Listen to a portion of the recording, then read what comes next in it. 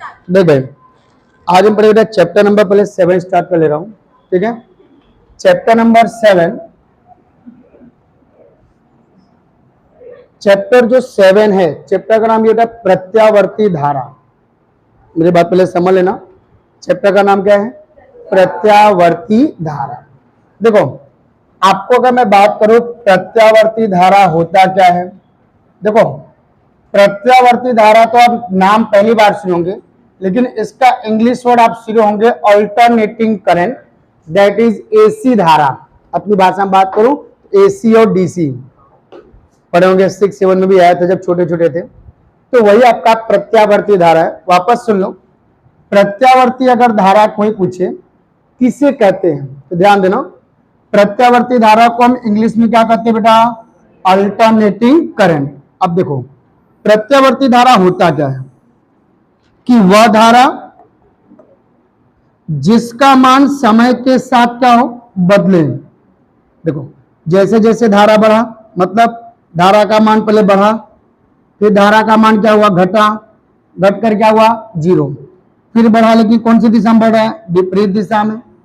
फिर घट कर क्या हुआ? 0 हो गया। फिर ये अपनी ही गति का क्या करता हो? पुनरावर्तन करता है। मतलब परिभाषा क्या दोगे? वह धारा जिसका मान समय के साथ बदले और एक निश्चित समय अंतराल के दौरान अपने ही धारा का क्या करे? पुनरावर्तन करता हो, तो उसे हम प्रत्यावर्ती धारा कहते हैं। क्लियर हो गया? अब प्रत्यावर्ती धारा के लिए वोल्टेज और धारा का समीकरण आता है। मेरी बात ध्यान देना, वोल्टेज का समीकरण पहले बेसिक थोड़ी सी मैं सिखा देता हूं, फिर आपको डिराइव में साथ साथ सिखाते रहूंगा। सबसे पहले बता दूं ये क्या भाई, आपको देखो ऐसे चल रहा है, मतलब एक प्रकार से समझ लो तरंग के रूप में चल रहा है। किसके रूप में चल रहा है? अब 11th में आप तरंग पढ़े होंगे, तो तरंग के लिए विस्थापन का समीकरण पढ़ते थे, y = a sin ω t। ठीक है, a मतलब क्या था? आयाम, y मतलब क्या था? विस्थापन, ओमेगा माने क्या था? कोणीय आवृत्ति। अब यहां तो विस्थापन है नहीं, यहां पे धारा है। तो अगर कोई चीज धारा हो,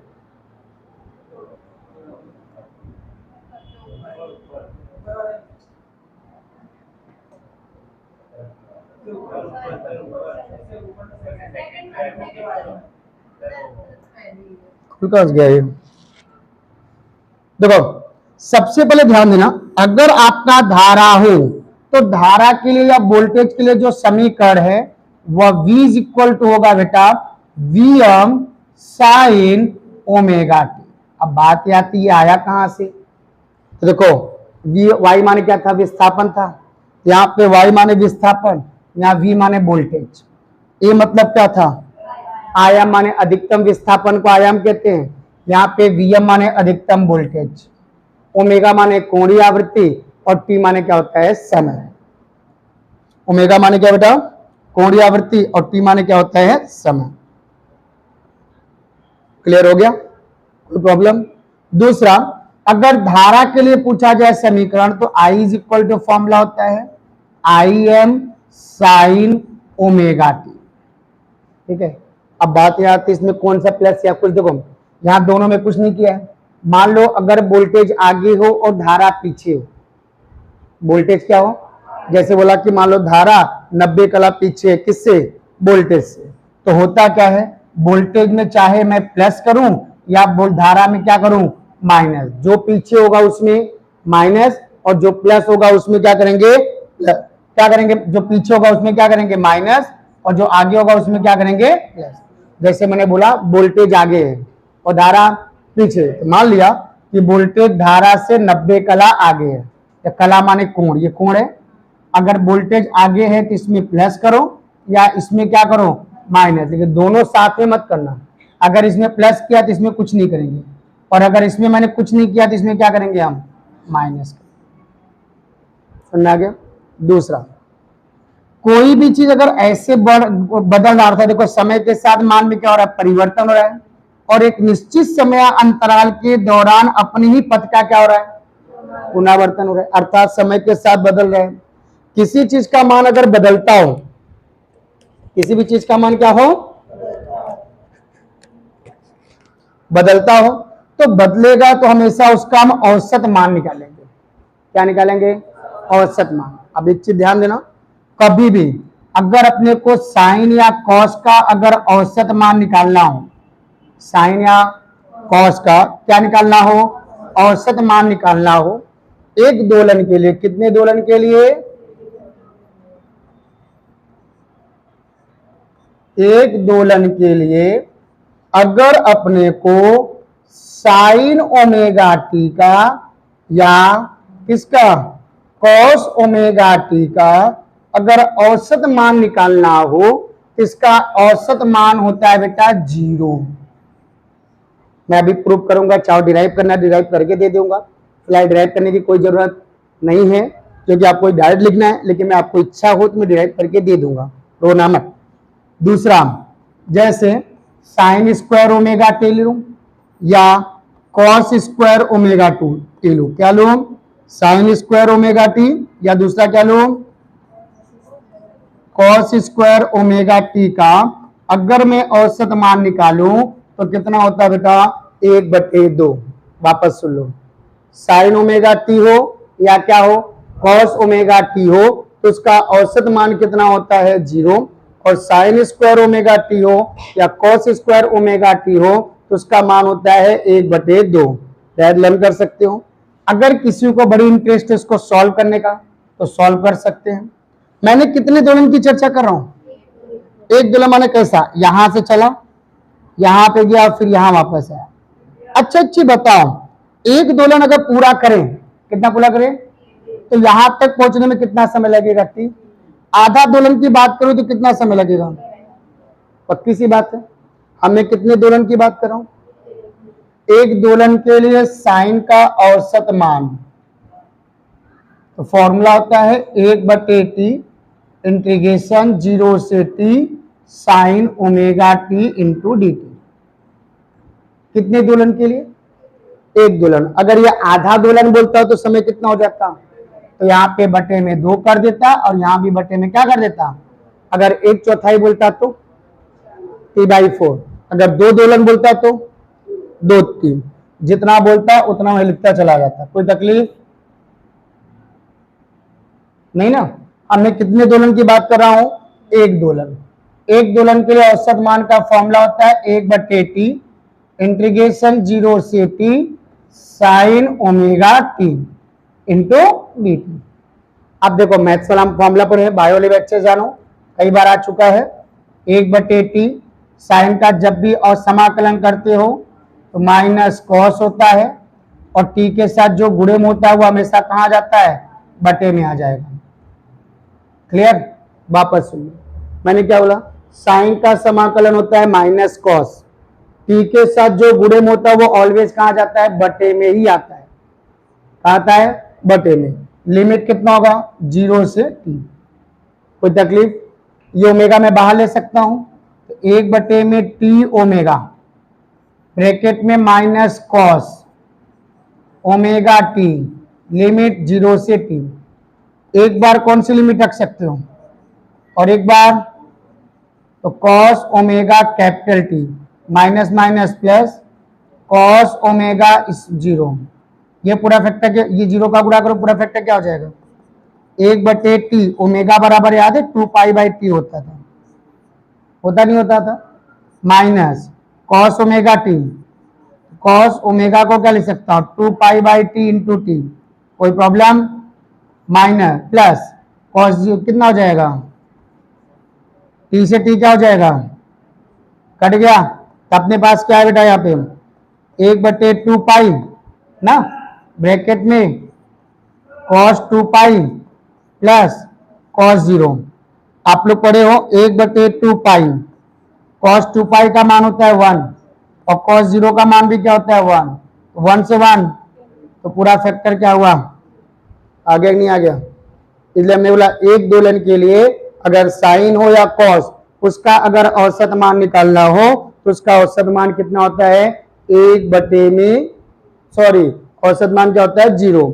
और साइन स्क्वायर हो या कॉस स्क्वायर तो उसका मान होता है 1/2। इसका भी डिराइव आप ऐसे कर सकते हो, मैथ्स वाले करके लाना, बाय वाले तो बेचारे वैसे मरे रहते हैं। उनको क्या पता चलेगा। बता रहा हूं, ऐसे ताने नहीं मार रहा हूं। अगला सुनो, इतना हो गया। मैंने ये भी बोला अभी वापस, बेटा धारा का मान समय के साथ, धारा या वोल्टेज का मान समय के साथ क्या हो रहा है, और एक निश्चित समय अंतराल के दौरान उसकी क्या हो रही है, पुनरावृत्ति। और जब पुनरावृत्ति होगी बेटा तो उसका हमेशा हमें आरएमएस मान निकालना पड़ता है। 11th में पढ़े थे, आरएमएस का पूरा नाम होता है रूट मीन स्क्वायर। याद आया?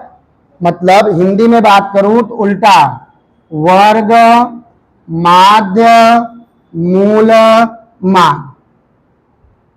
ठीक है, क्लियर? कब करते हैं? जब कोई चीज के मान में परिवर्तन होता हो तो उसको हम क्या बोलते हैं, आरएमएस। अब अगर क्वेश्चन में प्रत्यावर्त जैसे बोला कि 2 एम्पियर का प्रत्यावर्ती धारा है तो वह आई नहीं होगा। अभी तक हम पढ़ते जा रहे कैपिटल आई पढ़ते थे, बट एसी धारा के लिए कैपिटल ना पढ़ के उसको क्या पढ़ा जाएगा, स्मॉल। वोल्टेज को भी स्मॉल वी से नोट करेंगे। क्लियर हुआ?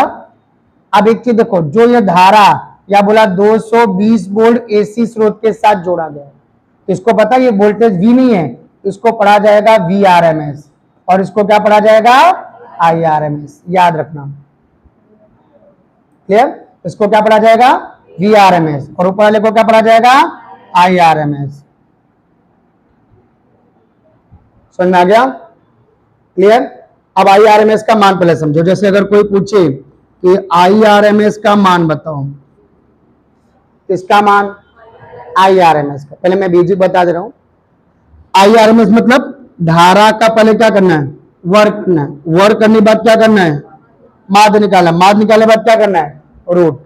तो पहले धारा का वर्ग किया, फिर उसका क्या निकाला, औसत निकाला, फिर उसका क्या किया, रूट कर दिया, तो क्या आ जाएगा, आई आरएमएस। कीमत रख के देख लेते हैं, आता कीमत रखनी। आई का मान होता है आई एम, ना तो पहले लिख दिया था, देख लो। अगर आई बराबर I M sine omega T, या वोल्टेज वी बराबर V M sine omega T. मैंने बताया था अगर पीछे हो तो प्लस, आगे हो तो माइनस, बाकी और कुछ ना हो तो जीरो। सुनाया? अब देखो यहां पे रखोगे भाई, ध्यान दे, साइन ओमेगा टी का क्या करेंगे, होल स्क्वायर।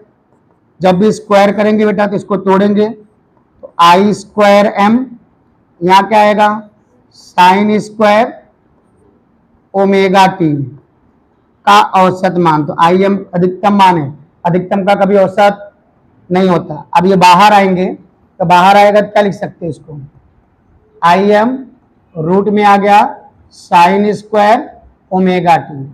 आप पढ़े हो साइन ओमेगा टी का जो औसत मान होता है वह कितना होता है, और 1/2 का रूट अगर निकालूं तो क्या लिख सकता हूं, आई एम बाय रूट 2 लिख सकता हूं, नहीं लिख सकता हूं। अगला, इसी प्रकार अगर वी आर एम एस निकालना हो, क्या निकालना हो, तो फॉर्मूला होता है बेटा V M by root 2। Clear हुआ?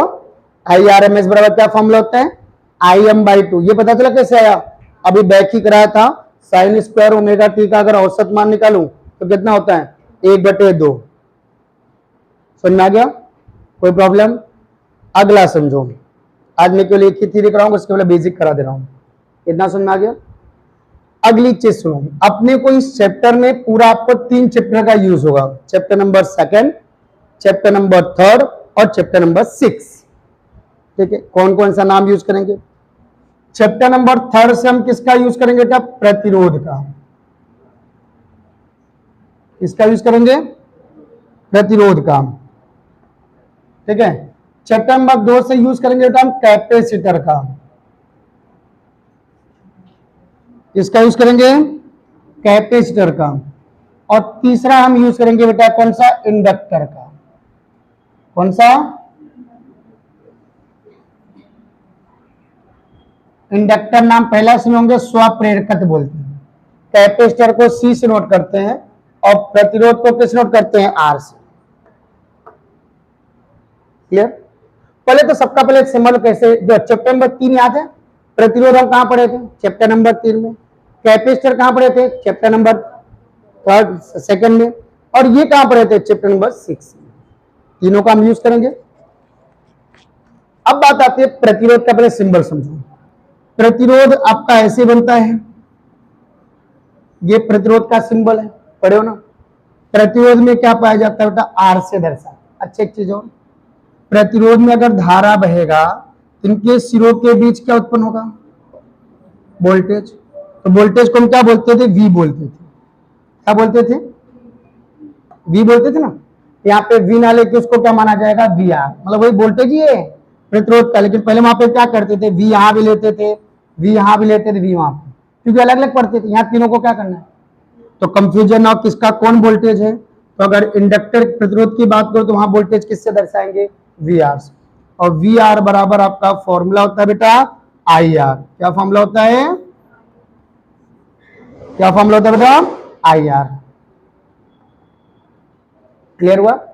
अगर इसमें एक चीज और इतना समझ आ गया, वी बराबर कौन सा फॉर्मूला यूज होगा, आई आर। अब एक चीज बता दूं, चाहे आर यूज हो, चाहे एल यूज हो, चाहे सी कोई भी यूज हो, सब में बेटा चार चीज अपने को निकालने को आएगा। पहला धारा का समीकरण, दूसरा फेजर डायग्राम। कौन आएगा, फेजर डायग्राम।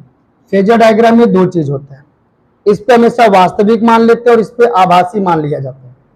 इस पे कौन सा मान लेते हैं, वास्तविक वाला, और इस पे कौन सा लिया जाता है, आभासी वाला। पता कैसे चलेगा कौन वास्तविक और कौन आभासी, तो हम पढ़े बेटा, अगर कोई चीज श्रेणी में जुड़ा हो, किसमें जुड़ा हो, बताए सबके लिए धारा का मान समान हो, और जो मान समान हो वो वास्तविक होगा।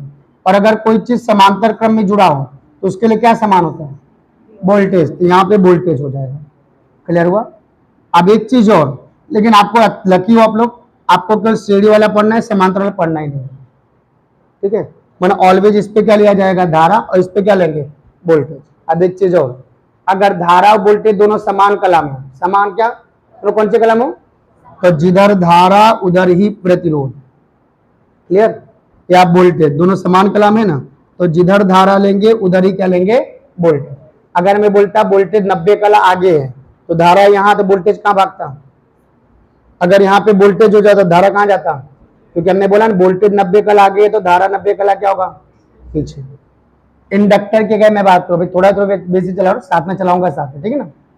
एक चीज और, अगर यहाँ में पावर निकालना हो, क्या निकालना हो, तो पावर बराबर होता है V इंटू आई। मैंने भी बताया ना, इसमें समय के साथ बदलता है, इसलिए इसका औसत पावर निकाला जाता है। अब औसत पावर को ऐसे भी दर्शाते हैं, ऐसे लाइन भी खींच दो, कोई फर्क नहीं।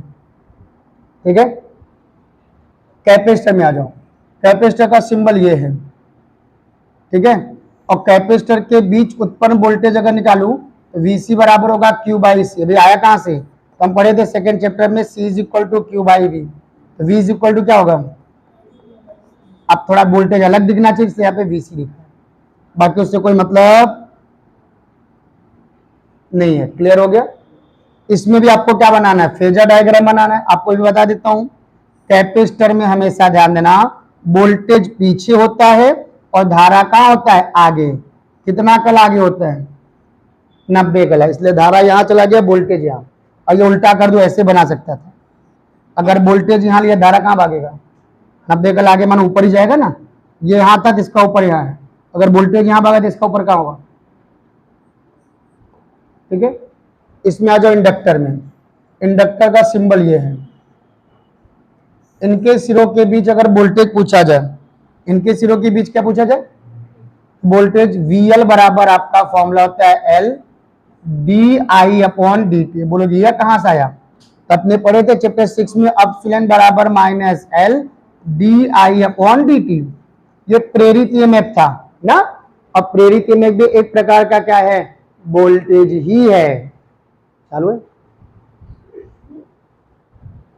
क्लियर। इसलिए मैं आपको ये लिख दिया। सुनना, इसमें एक चीज और याद ना भाई, इंडक्टर में धारा पीछे होता है और वोल्टेज क्या होता है, आगे होता है। कितना कला आगे होता है, 90 कला। ये मैं प्रूव भी करूंगा, टेंशन मत लो। ध्यान रखना, चाहे जो पहले ध्यान रखना, इसमें परिपथ में 4 नंबर में आता है, एक क्वेश्चन 4 नंबर में आएगा ही आएगा। ठीक है, R, C और L तीनों अलग अलग पढ़ना है और फिर तीनों को एक साथ पढ़ना है। ठीक है, और कोई ना कोई 4 नंबर में आता है। अगर तीनों अलग अलग जब पढ़ोगे तो तीनों में आपको कॉमन चीज 4 चीज निकालनी है, धारा का समीकरण, फिर फेजर डायग्राम, फिर आलेख, और लास्ट में आपको औसत पावर निकालना है। क्या क्या निकालना है, फेजर डायग्राम, पहले धारा का समीकरण, फिर क्या निकालना है, फेजर डायग्राम, और फिर आलेख, और फिर औसत पावर। यहां तक आपका हो गया, इतना समझ में आ गया। साइन स्क्वायर या कॉस स्क्वायर का औसत मान कितना होता है, 1/2, और साइन हो या कॉस हो तो।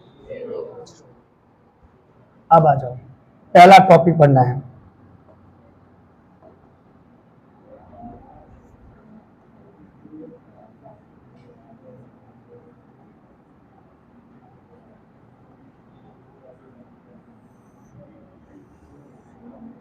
देख बेटा, आर वाला एसी परिपथ, इसमें जितने भी टॉपिक है बेटा सब 4 नंबर में ही आएंगे, याद रखना। और इसमें से अगर 90% चांस आपका थ्योरी का ही है, और सवाल का 1% चांस, लेकिन भगवान बनाना सवाल यह थ्योरी ना आए। क्यों? क्योंकि इसके जितने भी थ्योरी है मिनिमम 1.5 पेज के हैं, और जितने भी सवाल उसके मैक्सिमम आधा पेज का है, नंबर सेम है। ठीक है, सवाल इसके छोटे हैं और थ्योरी इसकी बड़ी, लेकिन थ्योरी एकदम ईजी है, कुछ है नहीं। पहला कौन सी बात कर रहा हूं भाई, पहले कौन सा बात कर रहा हूं, आर वाला एसी पर ना। पहले मान लो ये अपना कौन है, प्रतिरोध है। अब इस प्रतिरोध को हमने किससे जोड़ा है,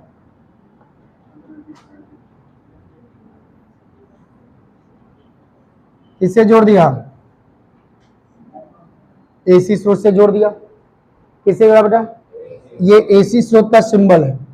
इसके लिए अगर वोल्टेज का समीकरण निकाला जाए तो V इज इक्वल टू होता है बेटा Vm साइन ओमेगा टी। कोई प्रॉब्लम? अब एक चीज पहले समझो, हमने माना, पहले माना होना, क्या मानोगे, पहले माना ना कि आर प्रतिरोध को किसके साथ, एसी स्रोत माना। क्या माना मैंने, माना आर प्रतिरोध को किसके साथ, एसी स्रोत के साथ, कौन से क्रम में, श्रेणी क्रम में क्या किया गया है, जोड़ा गया है। कोई प्रॉब्लम? तो बेटा अपने को निकालना है पहला वोल्टेज का समीकरण।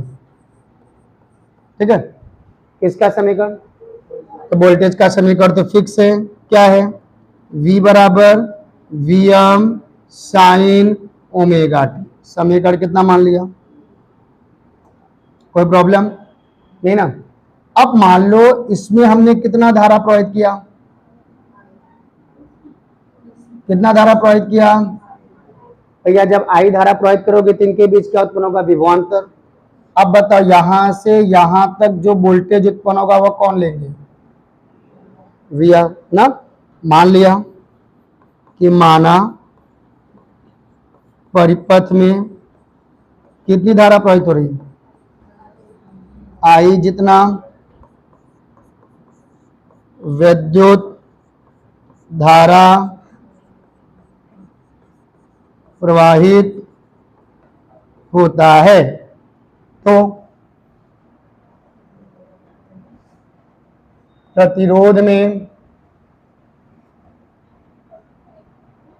उत्पन्न विभवांतर ना। अब हम जानते हैं बेटा विभवांतर को हम किस नोट करते हैं, VR से, और VR बराबर आपका फॉर्मूला आएगा IR। कोई प्रॉब्लम? वोल्टेज आ गया। हम अब देखो बंद परिपथ है, खुला हुआ परिपथ है, बंद परिपथ, और बंद परिपथ हो तो वहां पे हम लगाते हैं किरचॉफ का नियम। आप लोग के बुक में किरचॉफ लिखा है, दूसरे नियम से याद आया, बंद परिपथ का नियम है ना। दूसरे परिपथ में क्या था, अगर बंद परिपथ हो तो टोटल वोल्टेज 0 होता है। अब एक सिंपल सी बात है, हम यहां से चलेंगे तो ये प्लस होगा, माने पहला वोल्टेज किसमें लिया, प्लस। याद है धारा के दिशा में जाते हो, धारा को क्या लेते हो, धारा बराबर याद है विभव IR होता है। क्या विभव क्या माना, V, तो ये भी किस में जाएगा बेटा, बराबर क्या आएगा, ये बोलो धारा अगर विपरीत दिशा में धारा को किस में लेते हैं, माइनस लेते हैं ना। धारा माइनस देने के धारा बराबर क्या IR होता है विभव, इसलिए विभव भी क्या होगा, माइनस में। अच्छा माइनस है, इस साइड जाएगा तो ऐसे भी ले सकते हैं, धारा की दिशा में जो है धारा आई आर लेते थे, तो वही मतलब है आई आर बराबर क्या होता है वी आर, इसलिए मैं डायरेक्ट वी आर लिखा। चल भैया ये माइनस है, इस साइड जाएगा तो प्लस, तो वी आर हो गया, कोई प्रॉब्लम। दोनों का मान रख दो, वी का मतलब वी आर का मान कितना है, वी का मान कितना है बेटा V M sine omega T, और इसका मान क्या है आई आर। अगर आई कॉमन लूं तो क्या आएगा V M by R sine omega T. कोई तकलीफ, हम जानते बेटा, यहां लिख दे रहा हूं v बटे आर बराबर, याद है क्या पढ़े हो, आई पढ़े हो, पढ़े नहीं पढ़े हो, तो अगर हम यहाँ पे Vm लिखूं, यहाँ क्या आएगा, क्यों, क्योंकि अधिकतम वोल्टेज Vm है तो अधिकतम धारा कौन होगा Im होगा। क्लियर, क्यों, क्योंकि अभी मैंने बताया फॉर्मूला क्या होता है बेटा V अपॉन आर बराबर क्या पढ़े हो I। अगर अधिकतम वोल्टेज M है Vm है तो धारा भी क्या होगा अधिकतम Im। मतलब इतनी की जगह हम क्या लिख सकते हैं, क्या लिख सकते हैं Im लिख सकते हैं, तो Im साइन ओमेगा टी। कोई प्रॉब्लम, ये आ गया धारा का समीकरण। अच्छा एक चीज देखो, वोल्टेज और धारा दोनों में देखो कुछ कॉमन दिख रहा है,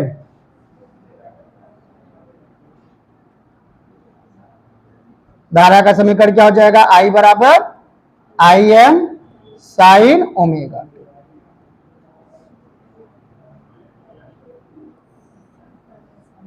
हो गया। अच्छी चीज देखो, ना तो मैंने यहां पे कुछ प्लस किया है और ना तो मैंने कुछ यहां पे प्लस आया, आया क्या, जब दोनों में कुछ भी प्लस नहीं हुआ तो इसका मतलब क्या है, दोनों एक ही समान है। इसलिए हमने बोला कि केवल अगर आर वाला एसी परिपथ हो, कौन हो आर वाले एसी परिपथ में धारा और कौन वोल्टेज कौन सी कला में होते हैं, समान कला में होते हैं।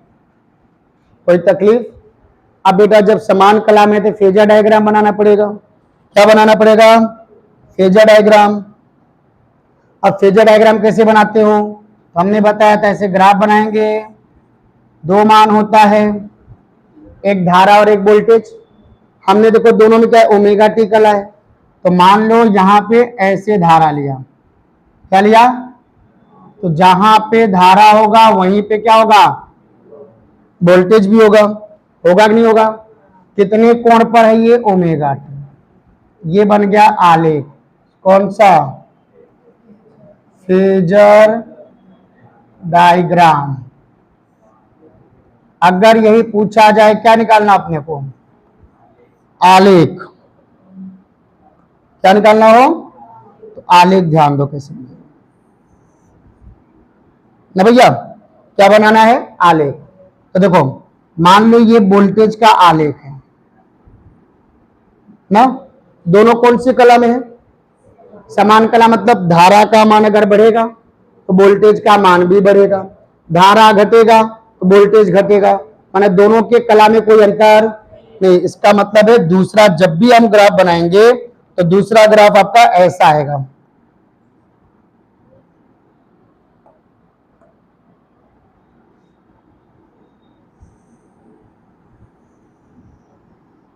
ऐसा मिलेगा।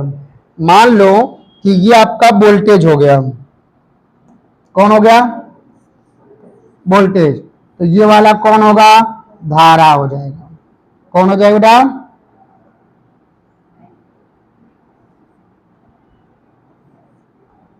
धारा कौन होगा आई। देखो दोनों कंडीशन देखो, वोल्टेज बढ़ा तो धारा भी बढ़ा, वोल्टेज घटा तो धारा भी घटा, दोनों जीरो हुए। फिर देखो वोल्टेज माइनस में बढ़ रहा है तो धारा भी कहां बढ़ रहा है, तो दोनों एक साथ जीरो, तो कोई कलांतर आया नहीं। समझ में आ गया, वापस समझो, चार चीज निकालना था, तीन निकल गया, धारा फेजर डायग्राम आलेख। एक बार वापस समझ लेते हैं। मैंने मान लिया कि प्रतिरोध आर को कौन से क्रम में जोड़ा, श्रेणी क्रमित वोल्टेज का समीकरण तो जानते हो। मान लो परिपथ में कितनी धारा बही, आई जितना विद्युत धारा, तो वोल्टेज V बराबर क्या होगा, IR। तो भैया किरचॉफ के दूसरे नियम से लगाओगे, V माइनस वी आर बराबर 0, इधर माइनस इधर जाके क्या हो जाएगा प्लस, दोनों की कीमत रख दी। हमें क्या चाहिए था, आई को कर्ता बनाया, तो R गुणे में इधर जाएगा क्या हो जाएगा भाग। हम जानते हैं V अपॉन R बराबर क्या होता है आई, तो VM है तो यहाँ IM हो जाएगा। दोनों में कोई प्लस माइनस हुआ, इसलिए दोनों कौन सी कला में बेटा, समान कला में। हो गया। अगला अब क्या निकालना अपने को, औसत पावर। क्या निकालना है, औसत पावर लिखूं या औसत शक्ति लिखूं, ठीक है। औसत शक्ति को किस नोट करते हैं, P से, P बार लगाओ चाहे ऐसे लगाओ, तुम्हारी इच्छा, ये वाला रूल क्लियर। तो P बराबर आपका फॉर्मूला होता है बेटा V इंटू आई। V का मान कितना है, Vm साइन ओमेगा टी, और धारा का मान कितना है, Im sign omega T.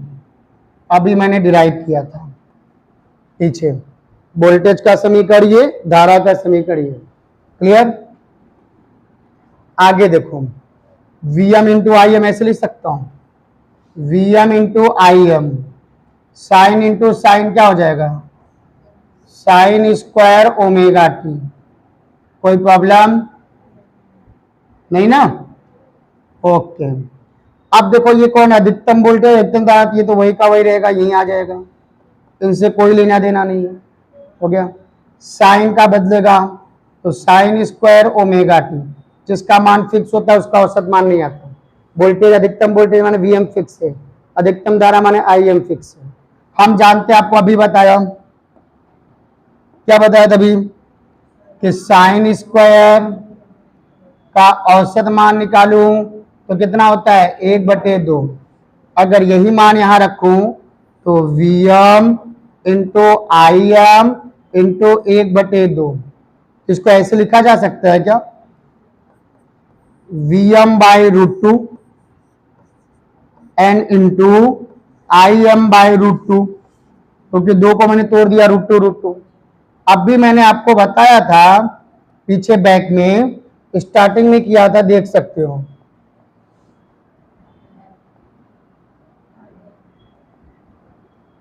IRMS का मान होता है IM बाई √2 और VRMS का मान होता है VM बाई √2। होता है नहीं होता, देख लो, ये IRMS और ये कौन है, VRMS। क्लियर।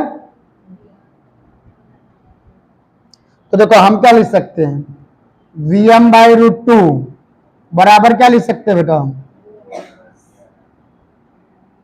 क्या लिख सकते हैं, VRMS, और IM बाई √2 को क्या लिख सकते हैं, क्या लिख सकते हैं, IRMS। अगर यही मान यहां रखा जाए तो औसत पावर P बराबर VRMS इंटू IRMS, ये आपका आ गया औसत पावर का सूत्र। इतना लिखोगे तो बेटा आपको 4 नंबर मिलेगा। वापस से लो, कहां तक, पहले आपको ये लिखना पड़ेगा पूरा, ठीक है। इसमें क्या क्या निकालना है, धारा, फेजर डायग्राम, फिर आलेख, और लास्ट में आपको क्या निकालना है, औसत पावर। यहां तक लिखोगे तो आपको कितना मिलेगा, 4 नंबर। मैंने आज आपको एक थ्योरी पढ़ाई है, नेक्स्ट लेक्चर में C और L कराऊंगा, मतलब आपको एक लेक्चर में समझ लो 2 ही थ्योरी हो पाएगी, ठीक है, मैक्सिमम 2, इससे ज्यादा नहीं हो सकता।